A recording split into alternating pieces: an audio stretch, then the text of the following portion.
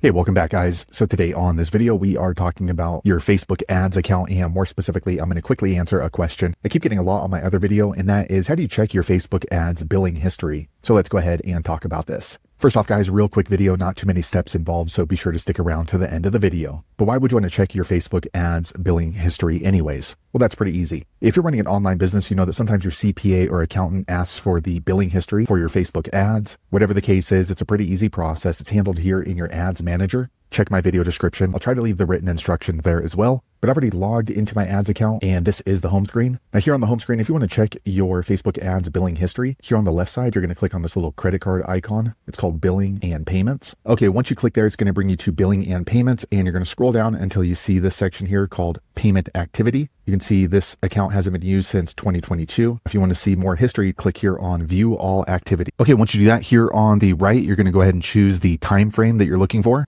All right, once you click there, you can do a custom time frame, or you can choose from one of these quick features. I'll go ahead and choose lifetime. Okay, once you do that, you're going to see all of the different transactions for your Facebook ads. So you can go ahead and download here on the right side, or you can click into the blue transaction ID for more information. So there you have it, guys. If you're wondering how to find your Facebook ads billing history, that's the easiest way I know how to look it up. If you know an easier way, be sure to leave a comment below. Let the rest of us know how you did it. Hopefully you found that video useful. If so, click thumbs up, or maybe consider subscribing to my channel, and I hope to see you on the next video. Thanks again for watching.